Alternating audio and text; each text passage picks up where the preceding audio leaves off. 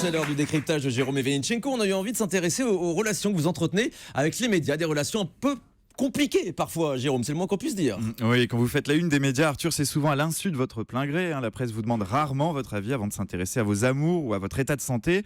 Quand vous partez au fin fond de la Cordillère des Andes avec Frédéric Lopez pour tourner Rendez-vous en terre inconnue, vous pensez qu'on va vous laisser un peu tranquille. Eh bien non, dès votre descente d'avion, on vient vous parler d'un autre voyage un peu moins exotique, un voyage au Luxembourg. Plus récemment, quand vous animez et quand vous produisez votre grand show de magie, diversion sur TF1, un quotidien mène l'enquête et prétend que vous piquez les numéros de David Copperfield. Arthur, vous faites polémique et souvent, très souvent, en guise de réponse, vous adoptez la stratégie du silence ou du service minimum. C'est vrai, généralement vous répondez pas aux polémiques. Mais quand c'est des conneries, qu'est-ce que vous voulez que je réponde ?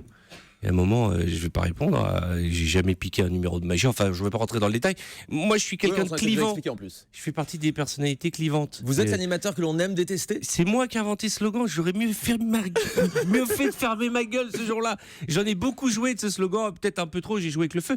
Mais quand on est clivant, c'est bien. Ça permet de tracer son chemin et de rester plus longtemps. Et Arthur, on le retrouve souvent aussi dans les sondages publiés dans la presse télé, Jérôme. Ah oui. Oui, en décembre dernier, selon TV Magazine, Arthur, vous pointiez à la 43e place du classement des animateurs préférés des Français, entre Sandrine Quétier et Coé, loin, très loin derrière Michel Simès ou Nagui. En janvier, c'est Télé Loisirs qui prétend que 79% des personnes interrogées pensent qu'on vous voit trop, que vous êtes trop exposé sur TF1.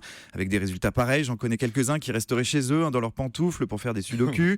Mais ce n'est pas votre cas, vous en avez vu d'autres. Et plus étonnant, vous comprenez même cette image que vous renvoyez avec une lucidité confondante. Je vous cite, c'était dans une interview accordée en 2009. Si on a dit que j'étais prétentieux, arrogant et imbu de moi-même, c'est que j'ai donné cette impression, peut-être par timidité, par pudeur ou par peur. Alors j'ajouterai une quatrième possibilité, peut-être parce que votre succès fait des jaloux. Vous êtes l'un des animateurs, producteurs les plus respectés de la profession. Ils sont nombreux à rêver la nuit de votre carrière, de votre longévité. Finalement, ces critiques, ces polémiques, c'est presque une manière de vous rendre hommage. Qu'est-ce que ça fait d'être l'animateur le plus détesté du PAF, Arthur, et d'être pourtant toujours là et de toujours faire un carton à la alors télé ? d'abord, si ça vous dérange pas, tous ces sondages, d'ailleurs on l'a encore vu il y a quelques jours et on le voit en ce moment, il faut pas trop se fier Ce ne aux sont que des sondages. Voilà, moi la seule chose qui m'intéresse c'est le public, et le public est encore là.